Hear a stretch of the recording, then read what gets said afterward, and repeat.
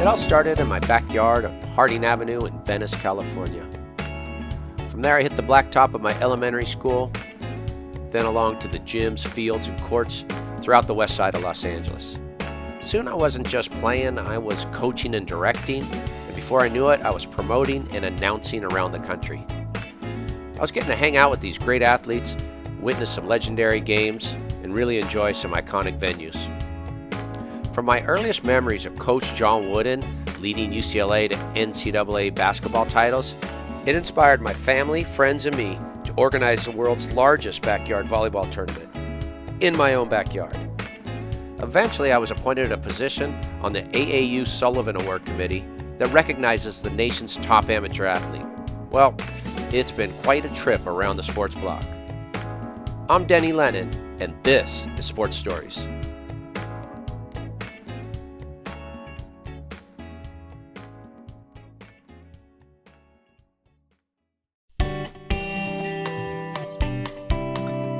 Welcome to episode 2 of Sports Stories with Denny Lennon. If you're listening on Apple or Spotify, we want you to be aware that this is also a video podcast with images, archives, and video of the guest interview, and that's available on YouTube. The link, along with other items, is on our website at sportsstoriespodcast.com. I had the great fortune to coach my own son and daughter, Vaughn and Sienna, while they were playing sports. They're now 27 and 24, but those were great times. It's an honor to coach your own kids and something that requires you to negotiate accordingly. For instance, inevitably on long rides home in Los Angeles traffic, Vaughn or Sienna would ask what I thought of the game they just played in. My reply would usually be, do you want me to talk like a coach or like a dad? Vaughn usually went with coach. Sienna seemed to pick dad most often. My guest on this episode, Super Bowl champion Peter Boulware, is a dad 5 times over. He and his wife Kinsey, who played volleyball at Florida State where they met, live in Tallahassee, Florida. Their 14-year-old daughter Jordan is a legit beach volleyball player. The family came out to Southern California this past July, and Jordan partnered with Ashley Pater, also a force to be reckoned with in the beach volleyball community, to win the gold medal at the 2 most prestigious junior beach volleyball tournaments in the country, the AAU National Championships and the AAU West Coast Junior Olympic Games. They also took first place, just for good measure, in 3 other large junior tournaments while they were in SoCal. While I was watching Jordan and Ashley dominate the field at the AAU National Championships, a tournament in its 25th year that's run in Hermosa Beach with the country's top teams from 36 states, I was especially impressed with the demeanor of Peter and Kinsey. They did what many ex-high-level athletes do when they watch their kids play, which is not much at all at a game. They know that this is their children's time. They are the ones who will rise and fall on their own merits during the competition. The real work for parents of athletes lies between the competitions, encouraging them to give their best in all areas of life, taking the time to get them from practices and games, making sure they are putting the same kind of effort into their academics, helping them become good people. Legendary UCLA basketball coach John Wooden often spoke about parenting. Well, I think, as I've often said, parenting is the most important profession in the world, and I think I was very fortunate in my early days of learning many things from my father and mother that helped me shape the philosophy which I had in teaching years later. And there are many things along that line, but I believe more than anything else, it's the foundation that's set in your early years.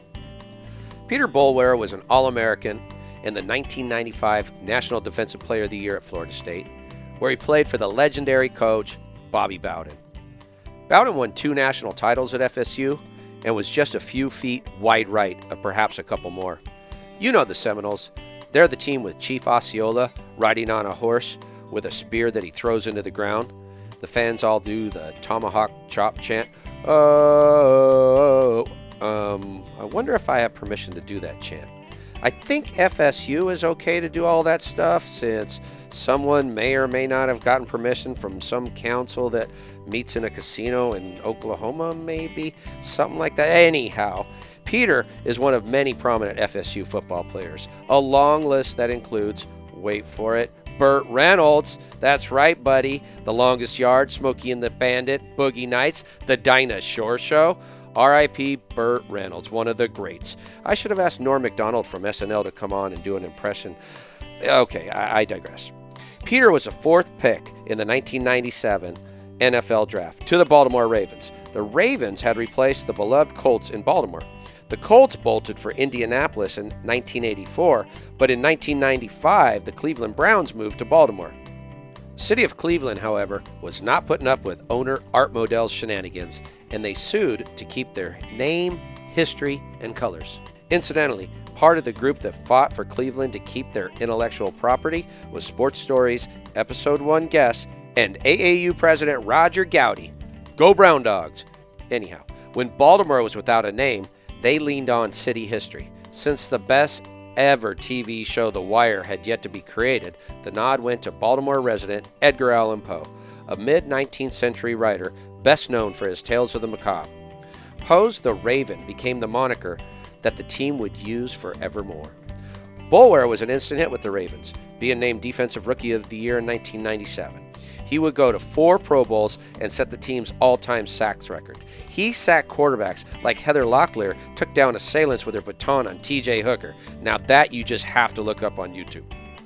And so it was on January 28, 2001, when George Walker Bush was president and Shaggy had the #1 hit in the country claiming it wasn't him.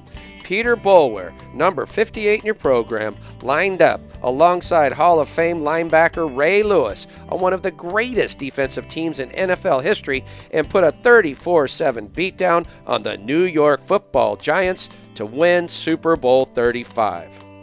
So now, after I've dropped Coach Wooden, Bobby Bowden, Burt Reynolds, Norm Macdonald, Dinah Shore, Roger Gowdy, Edgar Allan Poe, W, Shaggy, and Ray Lewis all in the same intro, okay, I should stop that. From the beautiful Beach House Hotel in Hermosa Beach, here is my interview with Super Bowl champion Peter Boulware. So, Peter, I guess my question for you, as I remember this transition, are you becoming Jordan's and your kid's father, and more than you're retaining your own name and identity? Yeah, I've lost my identity now. I mean, I follow after her. She's the hero. She's the superstar. But that's great. That's the way it should be. It's at this point, it's about her, and hopefully she'll continue to play well and represent well. So, I'm telling a lot of different stories about AAU and the programming it provides and so forth. And so originally I was like, wow, this is great. You got to watch your daughter, win the national championships in Hermosa and so forth. But then I find out you're running a qualifier for us. Yep. In junior beach volleyball. Yep, that's something. We were glad to be able to do that, just to provide an opportunity for some of our girls back in Florida, to give them an opportunity to play and maybe qualify for an event out here. And we had a few girls qualify for this event out here. So it's the game is growing in Florida, and we want to be a part of that. We want to expose girls to a great opportunity with beach volleyball, and so we're glad to be a part of it. Yeah, we we started beach volleyball with the Amateur Athletic Union, right? And that was 1994. We were in there before everybody else, and it was just a handful, and then it started to grow. But one of the first places we went to start to plant the seeds around the country was Florida. Yep. And Florida's got a tradition of playing beach volleyball. Yep. But you were saying something like you found out when you came out last year that you need to get a little bit better. Absolutely. Coming out here to California, we got a taste of what it really looked like, and just the commitment that girls make, and the level of competition that's just really on one beach. And so we saw that, and we're like, look, if our girls want to play beach volleyball, we have to take it to the next level, and we have to do better as a state in just getting the word out, letting girls know how fun the game is, how it can be played. Exactly. And so we kind of made it our mission with the C3 to try to improve beach volleyball in the state of Florida, and so hopefully we can play a small part. So it's C3. Now, tell me a little bit about that. Now, you said there's some indoor element to it, but it's primarily beach volleyball. Well, we originally started off as an indoor club. Okay. And my daughter started playing beach, and she just loved beach so much. We just transitioned all the way to straight beach. And so C3 is strictly beach, and the concept behind it was just we want to compete at the highest level. Sure. And we want to get girls in Florida, really girls on the East Coast, to come together and just really make the game better. And the only way to get better is to play against great competition. Play against great. And I know you, of course, knew that growing up. Did you realize I didn't know how much you knew about volleyball, but did you realize when your daughter was a lefty that was a valuable thing in volleyball? Did not know it at all. Didn't know? Yeah. I just thought she was left-handed and she was hitting it different than anybody else. Right. But I never knew that could be an advantage. And I'm sure some volleyball coaches told you right away. Yeah, absolutely. Absolutely. Yep. The first thing I noticed, I go, oh, look at that lefty. That's where, yeah. Nice. Now, I'm always interested in kind of origin stories. And tell me, so what was your first involvement in athletics, or, where'd you grow up? I grew up in Columbia, South Carolina. Okay. And, obviously I was a football guy. I love football. Did you play a lot of sports as a youngster? I did. Growing up, we kind of did it all. I mean, Sure. whatever was in season, we did it. Basketball, baseball, football. We just kind of wanted to be outside playing That's right. sports. That's right, yeah. And so I just kind of, as I got a little older, I was bigger and stronger. So I naturally gravitated toward football. And so I just started playing that. But I was very fortunate. Came from an athletic family. My brother was a scholarship athlete at Georgia Tech. Okay. Sister ran track at Notre Dame, and I played at Florida State. My brother played at Florida State, so we all did it. Isn't that interesting? Certainly, all kinds of things play into it, but it's many times you just grow up in it. Yep. And when you grow up in it, this is what happens, Yep. I kind of grew up in it, and the expectation was you just need to go out there, you play, and this is how you're going to college. You have to play hard out there, and you can get a scholarship. Do you remember any particular your coach or teacher or adult that took an interest in you early or kind of pushed you in the right direction? Yeah, well, I would say I was very fortunate to have, I had great Little League coaches, and the best Little League coaches were the coaches that really didn't focus that much on sports, but focused more on discipline, attitude, hard work, leadership, those type of things. It's funny. You think that the best ones are ones that get you prepared for the sport, but the ones I remember the most are the ones that said, look, sports will end, but you have to be a good man. You have to be a good person. You have to work hard the right way. And that's one of the things I'd like to always address with young athletes is what an opportunity you have. Yep. And certainly you have an opportunity to compete and to try to compete at the highest levels, but it's these other opportunities to show sportsmanship, to meet somebody new from a different area, to be able to handle adversity, all those things. That's athletics really provides that for young people. It does, and I get a chance to speak to students all the time, and I let them know that, look, sports will end. Even if you play at the highest level, it is going to end. Sure. You've got a life to live. You've got to be a husband, a father. You've got to be an employee. But the life lessons that you get from sports, learning how to work with people, learning how to work with people that are different, learning how to take a difficult situation. I'm down 10 points. How do I come together? That's life. And if you can get that in sports, I'm telling you what, I say this all the time. Athletes make some of the best employees because they've been through all the things that a company wants you to go through. I know it too. And they're ready to go, and they know how to take an order and try hard. Absolutely. And be on time. Yep, that's right. Right, be on time. That's super important because again, a lot of people just won't be on time. I say that to parents all the time. They pack their bag the night before. Yep. Right, that's so important. Like, pack your bag, be on time, and try hard. That's right. If one of those things don't happen, you move backwards, suddenly you lose your job, suddenly it's not going so good. You're exactly right. You're exactly right. It is. That just basic training, repetitions, constantly. So you moved towards football early? Did you start to concentrate just on football, ninth grade? Yeah, probably toward high school I started moving toward football. I did a little track. I played basketball a little bit, but then I dropped that. And so I just started moving toward football. And I knew, I was like, you know what, I think maybe I could go to college doing this. Yeah. So I that really was the first focused step, on right? Yep. And did you have some other coaches that were saying, "Oh, you can still play basketball"? I did. Well, the basketball coach wanted me to play basketball. Of course. But I started looking. I would have given you a good pitch. Yeah. But I started looking at those guys. I'm like, they're 6'5", 6'6", 6'7". Yeah. That's not me. I'm bigger, and so I just knew that if I had any shot of maybe going to college, it had to be the football route. And so now the name of your high school was Spring Valley High School. You want to give your coach a shout out there? Who was your coach? Richard Bonneville was the head coach, and I tell you what, he was a wise football coach. Oh, good. Okay. Mm-hmm. And what was the recruiting process like? It was a because you're a standout, Yeah, all-state it was a fun process. Sure. Once I got to the point where the bigger schools were recruiting me, and I could go where I wanted to go. Then it really became okay. What's best for me? What's best for, obviously my education? What do I want to major in? And based off of those two things, going on the field, being able, and I wanted to play as soon as I possibly could play. Okay, sure. I wanted to play for a winning team, and I also wanted to obviously get my degree. And so trying to put those together, it's a pretty difficult situation. It's not easy, and right. and a lot of people don't understand that those that are really locked in and focused on that degree, right. it's you're studying when you're tired. You're studying when you're tired, and just again in the NCAA, I think even with beach volleyball, it made a rule that I guess you can't commit till you're a junior year, and I'm so glad they did that, because some of these younger 8th and 9th graders just trying to figure out what college they want to go to and trying to figure out. It is so difficult. It is difficult. The pressure is so hard on these guys. I mean, I'm like, it was hard when I was doing it, but now the pressure is twice as hard. I just feel bad for these athletes. Yeah, so it's interesting because the recruiting process, I mean, I grew up in the West Coast, and certainly, was a fan of all multiple sports, but we hear things about the South recruiting. Yeah, people say that all the time about the South, and they give you people a little extra incentive to go, and not to say that might not have happened, and it may be happening now, but I mean, for the most part, I would say you take the great programs. I mean, as an athlete, I want to go to the best program. Sure, you can pay, you can do whatever you want to do, but I want to go to a program really where I can get an education. But especially when it comes to football, basketball, and baseball, you're looking to get to professional sports. What program can make right? And so you're looking for that. It's like going to any other college that prepares you for a profession. Yep. That's what you're looking for, whatever field you're going to go into, or you think you can. Yep, it makes perfect sense. Bobby Bowden, was he an interesting guy? Was he a good recruiter?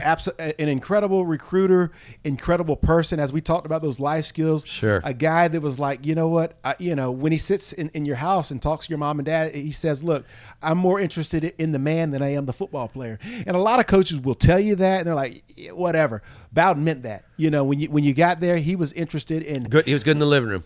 Exactly. But also too, I mean, he coached you hard, but he wanted you to be a good person, a godly person, people that a guy that did the right things, and I attribute a lot of my success to Coach Bowden. Do you remember him first coming to your house? Oh yeah, I remember. Was the block on fire? Oh, it was. I can imagine. It was cool. I mean, I remember he came to my high school, and I saw. Oh, wow. He was walking around the high school. I was like, that is cool. And then he came by the house and he met with us. And the thing about the great recruiters and the great people, after he sits down for like a minute, it's like you've known him forever. Yeah. And your parents, and then you walk away, you're like, oh yeah, I could spend the next 4 to 5 years with that guy. Yeah. And he was just a master at sitting in the living room and just making you feel like just incredible. And he's got to convince the parents, because I remember the same thing with my son going off to college and starting to meet the different coaches that he was going to play volleyball at. Yep. And you really do. It's not easy. Father of 5. Yep. And as that time comes, you go, okay. Yes. It's a big leap. Absolutely. Because there's so much time that's spent with that person. It is. And you want that person to treat them the way you would treat them. Sure. And you want them to want that coach to coach them hard, but you want them to pour the same values that you have. And so, we spend 18, 19 years pouring into these kids. You want to hand them off to somebody that's going to keep going with it. So you're right in the heart of the Florida State Miami right? Going back and forth 1 and 2. Oh yeah. I mean, it's, the state of Florida is, I mean, you got University of Florida, Miami, Florida State, and so it's rich in tradition. It's rich in sports history, and it's fun to be a part of it. And it's a really big deal in our state. Any particular game stick out in your mind from college? Yeah, I mean, obviously our national championship, that one stuck out. I remember we played the Gators. That's Florida Gators. That's our rival. I remember we had the fourth quarter 31-point comeback. Oh, and it was just, that's okay. It was just absolutely an incredible comeback. And then we played in the Sugar Bowl the next game, fifth quarter, the French quarter, and we beat them. And so we had some epic battles. It was. And that kind of camaraderie you have with your teammates. Oh yeah. It's fantastic. It lasts forever. Yeah, it's super special. The memories you make, and you get the camaraderie by the hard times, the sweat, the hard practices, the times where you didn't think you were going to make it, and everybody pulled together and pushed you through it. And so that was pretty cool. Did you feel like Florida State did a good job getting you ready for the NFL draft? Oh, for sure. I mean, I think Florida State prepared me the best for the NFL draft. And I tell this to people all the time. The person that I practiced against was an NFL Hall of Famer. And so I was going against an NFL Hall of Famer Who was that? Walter Jones. Oh, okay. So he was on one side, offensive tackle, and then the other guy I was going against was an NFL All-Pro, Trey Thomas. Oh, my goodness. And so the funny story was, we used to tell people this all the time, our practices were better than any game that we played. You want to see how good we are? Don't look at the game film. Watch you look at the practice film. Yeah. Because you're looking at really, literally, you would be looking at about 6 or 7 NFL all-pro guys going at it in practice. And so we were like, look, if you can win in practice, games are easy. Now, the combine at that time wasn't exactly what it is now. It wasn't the exact same, but it still had the basic elements, the 40s and the bench and the agility. But they've definitely added to it for sure. Well, certainly. And I mean, it's unbelievable the job the NFL does with getting you to pay attention year round. Well, I mean, the dollars that are paid for these guys now, they're investing a lot in these athletes, and they want these guys to be, prepared and ready to play. So I'd imagine you're pretty sure you're going to go in the first round. Were you surprised at going as high as 4? I wasn't. I really wasn't. I mean, I knew I had a really, really good season, and I left early, and so I was, we'd done some homework. And my agent told me that I should probably fall somewhere in that spot, and so when the Ravens picked me, I was happy, but that's what I was hoping for anyway. Do you remember who went in front of you? Yes. I think Orlando Pace went number 1. Oh, okay. Sean Springs was like 3. Darryl Russell from USC. Okay. Oh, yeah. Was 3. Sure. Yep. Now, you say you left early, but I know your guys collected some degrees. Yep, I did. I graduated. I had graduated, and I had another year to play, and it was incredibly important for me to get my degree, and so I got my degree. And so once I had that, and I had a really good junior year, I was like, you know what, I'd like to try to pursue my career in the NFL, and it worked out really well for me. Now, how long was it previous that the Ravens had moved? They're the Browns. Yeah. And they became. What was the timing like there? 1 year. One year. So first year, or Baltimore 1 year. They had been in Baltimore for 1 year. They had been in Baltimore for 1 year, and we played at Memorial Stadium my rookie year, and then we eventually moved to the new stadium, and it was an awesome experience there in Baltimore. So Baltimore had such a love affair with the Colts. Oh yeah. From the old times. Do you feel like you tapped into that, or do you feel like it was kind of a new generation of fans? It's interesting. On my side, it's interesting to watch the Rams leave and then 20 years later come back, and you could tell it's turned. Yeah, Baltimore, those fans, they were sophisticated fans. They had a love affair for the Colts. They loved the history. They loved what they did, but they embraced us just as good as they, or better than they embraced the Colts. And so they kept that Colt history. A lot of the old Colts used to come around, but I tell you what, when we were there, they loved us. They supported us. That stadium was packed full of fans that were really cheering us on. And did you get a feeling from any of your teammates at that time that how they felt about leaving as the Browns, or whether they just kind of understood it, or did they feel an affection? Because I've been to some games in Cleveland, and they love them, the Browns. Oh yeah, I mean the guys that were with the Browns, I mean they loved Cleveland, and they loved that city, and they were loyal to it. But the move with Art Modell, I mean it was just kind of out of their hands. And again, let me say about Art. Art was an incredible owner, and Art was in a tough spot. He needed a stadium in Cleveland. He couldn't get a stadium. Yep. The Indians got their deal. The Cavs got their deal. But the Browns, they were without a stadium. And so I can't look at Art and say, you know what, so great owner. I'm so glad I had the chance to play with play under a living legend like Art Modell. What's the process like getting to a Super Bowl and then winning a Super Bowl? What is that? How many years later? 6 years later, maybe? Yeah, it was. Gosh, I got there in '97. We won in 2000. So it was. Oh, okay. It was pretty quick, huh? It was pretty quick, but it was. Everything has to come together to win a world championship. Sure. I mean, you have to find the identity of your team. Got to win your and division. You have to win your division, and just things have to fall in your place the right way, and it did. And it was a special run. Not many people get a world championship, and we did. And so I'm just humbled by it. And I wish I could say, you know what, but it was an incredible experience for us. It's interesting. We get the call right on the right on the championship. Yeah. It's like this is your coach. So what was it like? Those of us that are watching, and we know the biggest show of the year is the Super Bowl, and you play games in your backyard with your friends, and you're like, for the Super Bowl, right? And then it happened. Did that kind of stuff rush your mind, or is it more like this is what and you're just?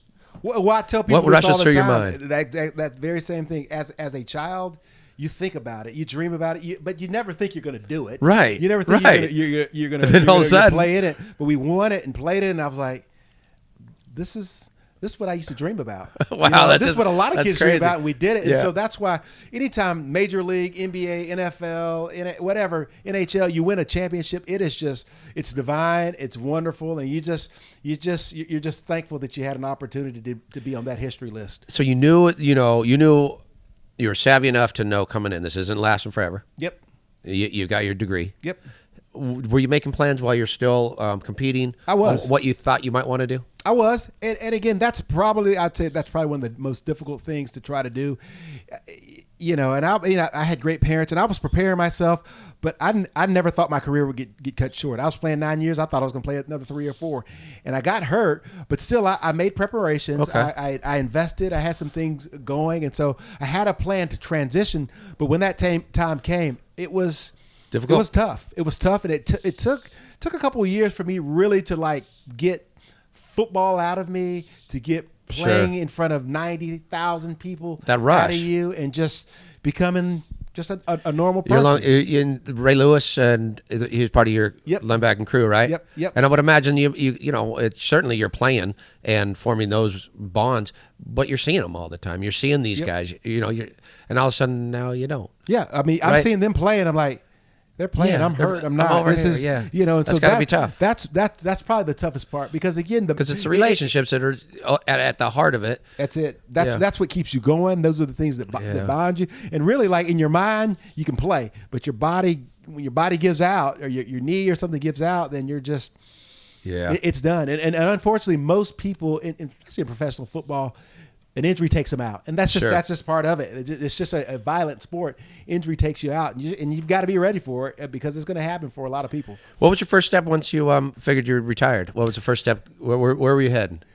Well, I mean, I invested in an automotive store, and so we have a Toyota dealership in Tallahassee, Florida, that I've been involved in, and so that was kind of my plan to step into, and really I've got that going. But my wife and I, once I started getting into that, we started a nonprofit Christian school, and I didn't think it would be that big, and so we started it.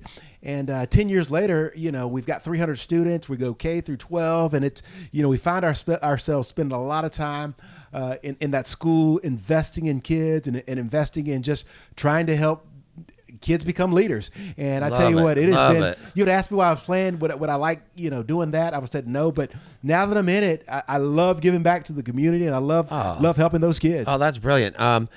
There's something about that in there. One of the tenets I always had as an athletic director at a lot of schools, and one of my cousins, who was a pretty good football player, he'd always say, "I'm going to judge you by the weakest player on your team." That's when I'm going to judge you as a coach. Yep. And I always try to install that in my coach. Let's make sure that everybody's rising. That's right. Because when that happens, when that dynamic is happening, you can't stop. And in education, that's so important, because often kids can get left behind. They can, and they get left behind sometimes because it's a system, not so much they can't learn or they're not smart. It's just, certain kids learn differently. They learn at different times, and a lot of times a system, if you don't fit into that mold, or I was the type of kid, I had a lot of energy, and so kids get labeled real early, and so really as parents and really as educators, it's our job to figure out how these kids are wired and not try to stuff them into a system, but really tailor the system around the kid and try to see how we can help them become successful, because there are a lot of kids out there that get left behind just because they don't fit the traditional mold. That's right. What encouraged now? So this is going on, and then you decide, I'm going to run for the State House. Yeah. Did you have a community push behind you? Well, that kind of happened first. I was going to run for the State House. And so, again, I went in naive. I knew nothing about politics. But I thought, you know what? Be a great way for me to serve the community. And be a great way to learn, too. Yeah. Well, I got thrown into the fire. I learned a lot about politics. And then after that, the governor appointed me to the State Board of Education. Okay. There so you I go. learned about education, and I learned, some of the things, of how things are done. That kind of led me to go into starting a school. And so we did that, 10 years ago, and it has been fantastic. really, really good. So, as I told you, we were talking down on the beach, and I mentioned that I'm one of 7. Because once you said you got 5, Yep. I was like, well, all right, I get this. Yep. I know how big families work. Yep. And so where'd you meet your wife? I met her at Florida State. I played football there. She played indoor volleyball. Is that? there. Oh, all right. Yeah. Okay, So now we're there. getting somewhere. Oh yeah, That's where the lefty. That's where the lefty got her game. Yeah, we kind of athletes kind of run together, and so we met each other. She was a freshman, I was a senior, so I was drafted going to Baltimore. But we just kind of kept in contact, and after she graduated, we got married, and it's and 5 kids later. Look at that. So what's that? Tell me the ages. I've got one that's 16. I've got one that's 14. You're in 12, it, buddy. 10, and 8, and so you're in it. Oh yeah, the 2 teenagers, boy, they keep us on our toes. Yeah. Oh yeah. But isn't it fun? Yes. I mean, we were chatting a little bit, I think, before we started, and I said, because I'm on the west side of Los Angeles, athletic director of the school, but it's only 10 miles from where I lived. Yeah. But in Los Angeles, that can cost you 60 minutes in traffic. Yep. But I had those 4 years with my daughter in traffic, and it was okay. Yeah. Because so much of being a parent are those times in between. Right, and it goes by fast. It doesn't last forever. And I tell people this all the time. What else would you want to invest your time in with your kids? I want to invest my life, my time, and my kids, and hopefully we'll have strong relationships, and hopefully they'll go out and be great kids. But as hard as it is, there's nothing better, I think, in life than investing your life in your kids. One of the things I notice often, just from a lifetime in sports, is generally parents that have played at a high level, they behave really well when their children are in the lower levels of athletics. Yeah. They let the process happen. Absolutely. They realize how important that process is. Yes, it is. And I noticed that about you today. You're certainly enjoying your daughter's success. Yep. But you're in no way interfering with it. Now, I'm going to cheer her on. I'm going to encourage her. But sports, I mean, and it's gotten so serious nowadays. Yeah. You've got to, if you want to be good and stick with it, the kids have to love it. And they're not going to love it. There has mom to be and that dad love. are beating on them, or they're out there, they're screaming at them, or jumping down their throat anytime they do something that we don't think is right, or we think that we can do better. And so at a younger age, enjoy it. Because again, if you do play at the college level, or if you play at the pro level, it does get serious. That's when it gets serious. It gets serious, and you really have to buckle down. And that's the key as a parent, to make it about them. I see so many parents in football, they make a scene, or they push their kids so hard that the kids don't love the sport. And so we've got to instill a love in the kids, and let them enjoy it, and let them have their moment, and let coaches coach, and let parents be parents. And I often say, consider you're this angry and you're this vocal about athletics. What happens when your child makes a real mistake? Right. Like getting into a car with a drunk driver, or any of those other things. Like, that's when the parent needs to be an upset parent. That's right. It can really confuse, I think, young Absolutely. people if you put too much. And to me, that's why, again, I love having a good coach, or a good teacher, or a good principal, because there's certain things as a parent I want to do. Like what you're talking about, there's certain roles that I want to play, but there's certain roles that I want a coach or a great teacher to play. And I say this to our teachers and to our coaches all the time. Look, there are areas in my kid's life that you can speak into, that you can say, that they'll listen to, and they'll hear from you. That's right. Better than they'll hear from me. And so it kind of goes back to the philosophy of like raising your kid in community. Sure. Great coach, great teacher, great youth person. Let me play my role as a parent, but we need other people, other great coaches, teachers, and leaders in their lives to help them get to where they're going to get to. And that's part of the story I want to tell about, what the AAU's out there doing. And so, originally I was watching, I said, wow, okay, we put the pieces together. Yep. And really it was about how you lay back. And then I talked to somebody out there, they're like, no, he runs a qualifier. Yep. I was like, wait a second. Yep. This is good. Now, did you play any AAU sports as a youngster that you remember? I did not. I mean, AAU basketball was really, really big. That was probably around, yeah. And so, but I just, I was mostly football, and by the time, I quit basketball. We never did any AAU stuff, but it was, my thing was football. But as I said before, we're just so happy to be a part of AAU, and to be able to have hosted an event, and just bring more awareness to the state of Florida, and hopefully we can continue our partnership. Bring those titles back. Absolutely, we want to bring more to Florida. I love it. Well, certainly appreciate your time. Yep, that's great, and I hope we can do this again. Yes, and sir. I hope your daughter can do this again. Sounds good to me. We'd love to do it. Thank you. All so right, much for your thank time. you. All right, we'll see you. Cool. Sports Stories with Denny Lennon is supported by the AAU. Find a local event and join at aausports.org. And remember, you can catch your favorite amateur sports live stream, replays, and highlights at ballertv.com. Sports Stories, along with East Bay, supports the Heroes Movement, a nonprofit that bridges the gap from mental or physical therapy to getting strong again through strength and conditioning workouts. This free service is available for any veteran of the United States Armed Forces. Visit heroesmovementusa.org for more information. Sports Stories with Denny Lennon is a production of Sports Stories, Inc. and is available on Apple Podcasts and YouTube or wherever you listen and watch. Don't forget to subscribe, rate, and give us a review. It really helps spread the word. You can find all our social media links, archives, and other info on our website at sportsstoriespodcast.com. Original music for Sports Stories is courtesy of Lennon Music Productions. Special thanks to the John R. Wooden Course and Wooden's Wisdom. Sports Stories staff includes Marley Rice, Teresa Dolan, Bob McCall, Michael Lennon, Sienna Lennon, Brad Lawson, Christine Jimbo, and Jake Downey. And now it's time to go to Coach's Corner, where listener Mary Carl from Northern California, a mother of 3 fine athletes herself, will read one of Coach's favorite poems. Thank you, Denny. We are loving your podcast up here in Northern California. It's an honor for me to read one of John Wooden's favorite poems, entitled Press On, by the 30th President of the United States of America, J. Calvin Coolidge.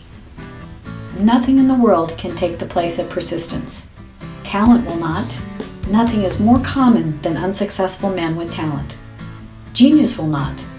Unrewarded genius is almost a proverb. Education will not. The world is full of educated derelicts. Persistence and determination alone are omnipotent. The slogan, Press On, has solved and always will solve the problems of the human race.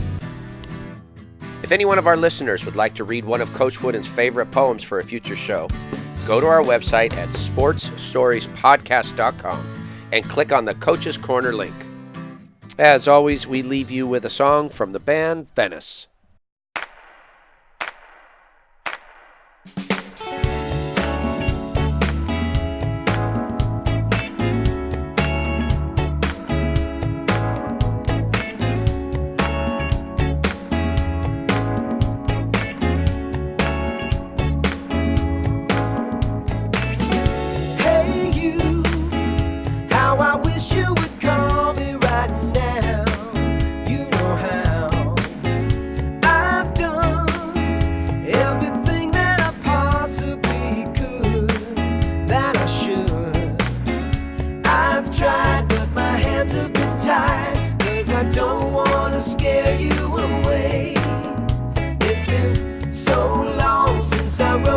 Song, so I'm writing this one to say I'll keep my fingers crossed. We'll find everything we lost. We've already paid the cost. I'll keep my fingers crossed. Hey you, has it ever occurred to you I'm just as scared? It's true, I run it over 1,000,000 times till I'm not prepared. But then if I see you again, would I ever know just what to say? And then if I lost you again, I couldn't bear to end it that way. I'll keep my fingers crossed. We'll find everything we lost. We've already paid the cost. I'll keep my fingers crossed. And if you don't want to talk, please